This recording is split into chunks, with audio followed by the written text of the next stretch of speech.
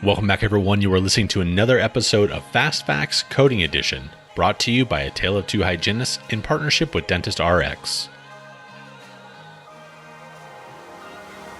And now, please welcome your host, Teresa Duncan.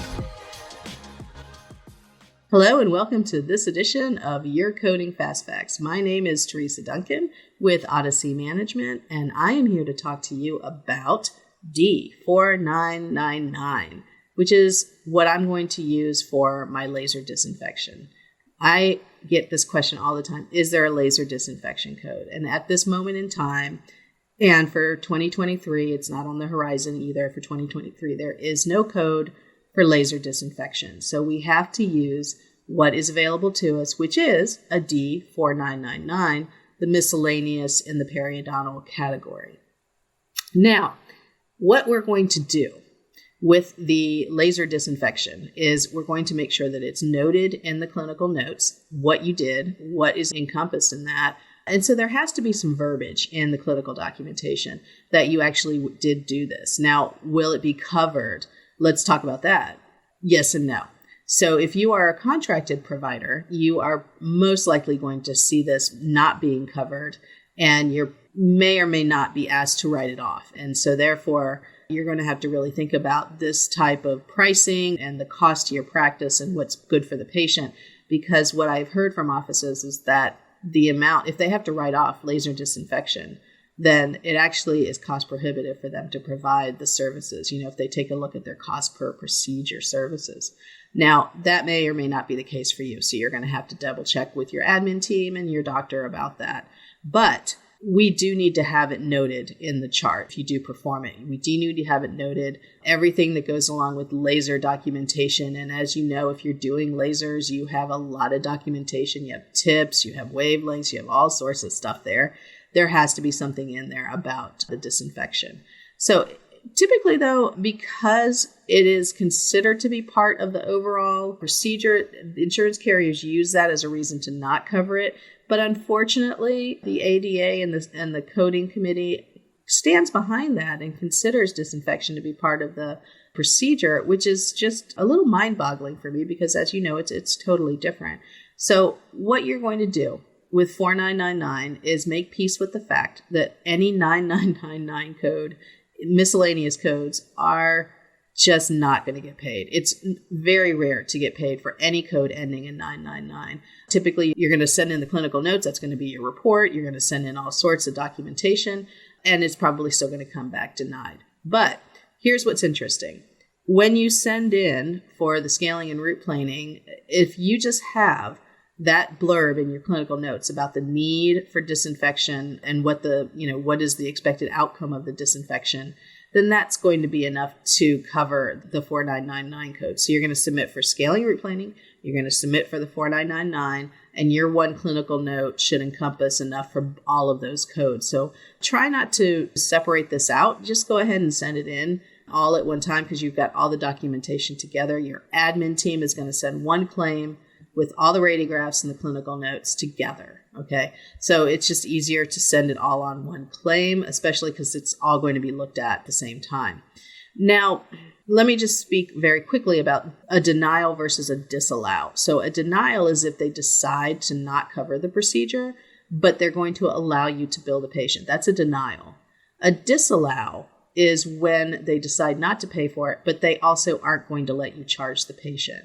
And unfortunately, if you're a contracted provider, you may run into this and your admin team is not going to be happy. And if you're paid on collections, you're not going to be happy. So what you'll need to do is make sure your admin team keeps an eye out for this and sees whether or not that's a situation, and then have a conversation around that and what to do. I have been seeing that offices are taking advice to create an internal code. And that's not going to help you get around the disallow. And I wish that I could find out where it's coming from, but it's really bad information. So what I'm seeing, and it's happened enough that I need to caution you about it, is you would come up with your own internal code, such as 4998. Okay. So there is no dental code 4998. So you would use 4998 in your office. It would be billed out to the patient, and the patient would just see that it's not covered by insurance, and they would pay it. But had you submitted it under the proper code, it would have been processed according to the plan's design. Now, when you come up with a fake code and there is a more appropriate code that already exists, you're actually not doing the right thing here. When using the code set, you are to use the code that is the most appropriate by the description. And if no description fits, then you go to 4999. So there is a loophole there where if there's nothing that fits, you go to 4999. Doing a dummy code for the purposes of getting reimbursed is actually, I don't want to go too much into it, but it's a little bit of deception. And so it could be counted as fraud because there's motive behind it. So fraud always has an element of motive. And so insurance carriers, if they were to audit you and you're using a code regularly because you know it's not going to get covered, so you came up with this code, you're going to have a hard time passing that audit. And I guarantee you, because I've seen it in 20 plus offices already, I've seen it where they have to refund the money back to the patient because they were found to have been basically, playing fast and loose with the code interpretation. So don't be that office. If it doesn't work for you, if the numbers don't work for you, as far as being profitable, then you need to have a conversation about whether or not it's profitable to be on that plan or to offer that service. And so it should never go into how do we get around this? So anytime you start to ask yourself questions like, how do we get around this? Or how can I bill this differently so I can get paid? Understand that by asking those questions, you're going down a path that is not, it's a shady path. And I don't want you to end up being one of the 20 plus offices that I have talked with and had to counsel through audits. I don't like audits. I hate them for you, and I don't want you to be involved in them. And using a code that's not intended accurately is a good way to get put onto a radar. So I'll get off my soapbox now and end by saying that laser disinfection is absolutely an important part of the procedure. It really is a shame that it's not been recognized to have its own procedure code.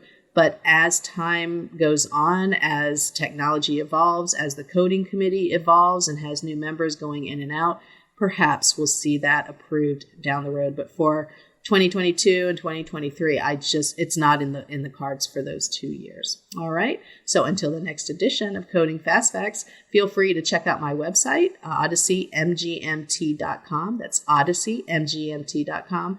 And again, my name is Teresa Duncan. We'll talk to you soon.